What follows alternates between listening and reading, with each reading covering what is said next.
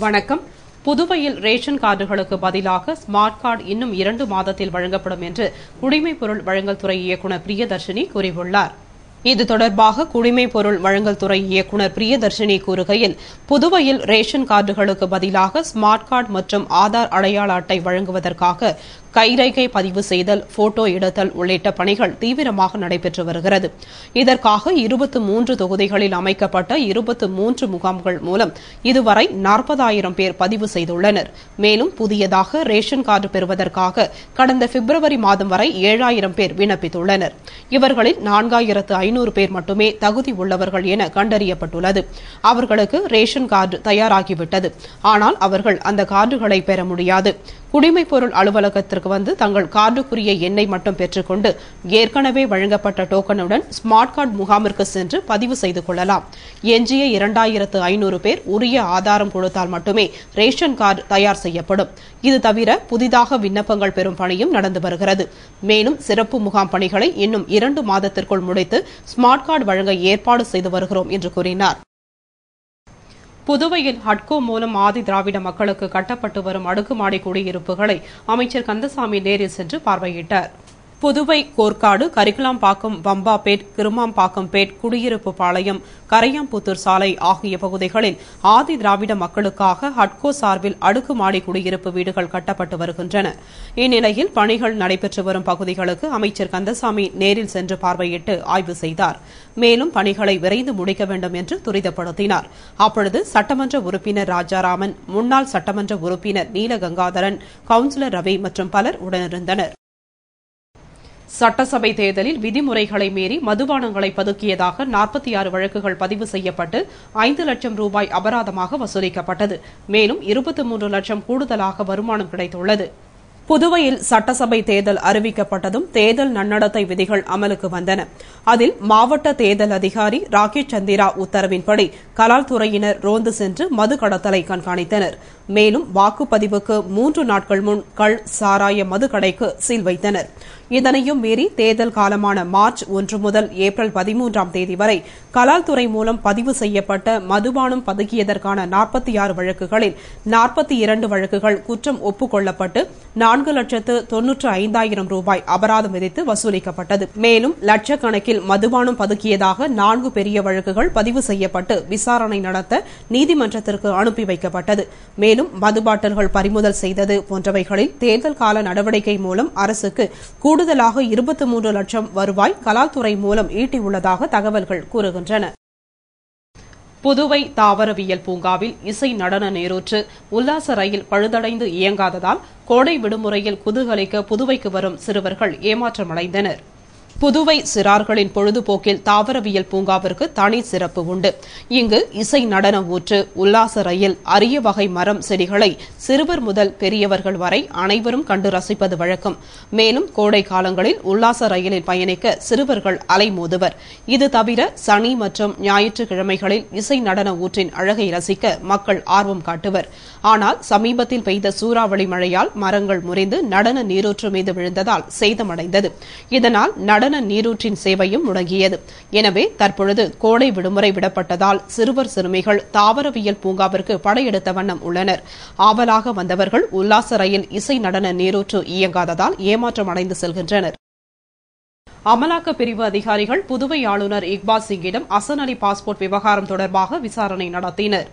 அசன் அலிக்கு பாஸ்போர்ட் வழங்குவதற்கு புதுவை ஆளுநர் இக்பால் சிங் பரிந்துரை செய்தது தொடர்பாக விசாரணை செய்வதற்கு அமலாக்க பிரிவினர் புதுவை வந்தனர்.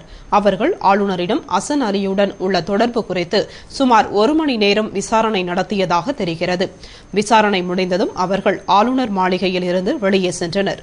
இதனைத் தொடர்ந்து ஆளுநரின் தனிச் செயலர் சீனிவாசன் நிருபர்களுக்கு அளித்த பேட்டியில் அமலாக்க பிரிவினர் 3 பேர் வந்தது உண்மைதான். அவர்கள் ஆளுநர் மாளிகையில் உள்ள மாடிக்கு சென்றனர். ஆனால் அவர்கள் ஆளுநரிடம் விசாரணை நடத்தினார்களா என்பது குறித்து எனக்கு எதுவும் தெரியாது என்று கூறினார். புதுச்சேரி அரவிந்தர் ஆசிரமத்திற்கு அருகில் அமைந்துள்ள போலீஸ் பூத் 2 ஆண்டுகளாக செயல்படாமல் உள்ளது. புதுவை அரவிந்தர் ஆசிரமத்திற்கு அருகில் சுற்றுலா பயணிகளுக்கு உதவும் வகையில் கடந்த 4 ஆண்டுகளுக்கு முன் அமைக்கப்பட்டு செயல்பட்டு வந்த காவல் துணையகம் தற்பொழுது செயல்படாமல் மூடி கிடக்கிறது. இது பற்றி பெரிய கடை காவல் நிலையத்தில் விசாரித்த பொழுது அவர்கள் கூறுகையில் பூத் தங்கள் எல்லைக்குள் இருந்தாலும் புதுச்சேரி ஆயுதப்படை போலீசார்தான் அங்கு பணியில் இருந்து வந்தனர். மேலும் அங்கு ஏதாவது சட்டம் ஒழுங்கு பிரச்சினை நடந்தால் மட்டுமே நாங்கள் தலையிடுவோம் என்றனர். இதேபோல் புதுவை ஆயுதப்படை போலீஸ் அலுவலக அதிகாரியிடம் கேட்டதற்கு இதுகுறித்து விசாரித்து நடவடிக்கை எடுப்பதாக கூறினார். மேலும் புதுவையில் பல போலீஸ் பூத்துகள் செயல்படாமல் இருப்பதற்கு காவலர் பற்றாக்குறையே காரணம் என்று போலீஸ் தரப்பில் கூறப்படுகிறது. புதுவையில் சுற்றுலா பயணிகளை அதிகம் கவர்ந்திழுக்கும் பாரதி பூங்காவில் பழுதடைந்துள்ள விளையாட்டு சாதனங்களை சீர் செய்ய நகராட்சி அதிகாரிகள் உடனடி நடவடிக்கை எடுக்க வேண்டும் என மக்கள் விரும்புகின்றனர். புதுவையில் சுற்றுலா பயணிகள் தவறாது பார்வையிடும் இடம் சட்டசபை எதிரில் உள்ள பாரதி பூங்கா. இந்த பூங்காவிற்கு வரும் சிறுவர்களை மகிழ்விப்பதற்காக சிறுவர் விளையாட்டு திடல் அமைக்கப்பட்டுள்ளது. ஆனால் இங்கு அமைக்கப்பட்டுள்ள விளையாட்டு சாதனங்கள் பெரும்பாலும் உடைந்து போய் நீண்ட நாட்களாக உபயோகப்படாமல் உள்ளது. தற்பொழுது பள்ளிகளுக்கு விடுமுறை அளிக்கப்பட்டுள்ளதால் பாரதி பூங்காவிற்கு அதிக அளவு சிறுவர் சிறுமியர்கள் வருகின்றனர்.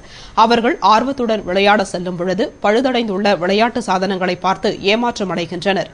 எனவே பாரதி பூங்காவில் உள்ள விளையாட்டு திடலை சீரமைத்து பழுதடைந்த விளையாட்டு சாதனங்களை புதுப்பிக்க நகராட்சி அதிகாரிகள் உடனடியாக நடவடிக்கை எடுக்க வேண்டும் என்று மக்கள் விரும்புகின்றனர். புதுவை இந்திரா காந்தி மருத்துவக் கல்லூரி மற்றும் ஆராய்ச்சி நிறுவனத்தில் மருத்துவ சேவையில் நுகர்வோர் பாதுகாப்பு என்ற தலைப்பில் கருத்தரங்கு நடைபெற்றது.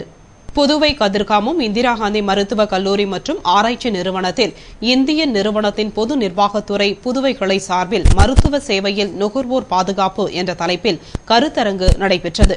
நிகழ்ச்சியை கல்லூரியின் இயக்குநர் ஜெயக்குமார் துவக்கி வைத்தார்.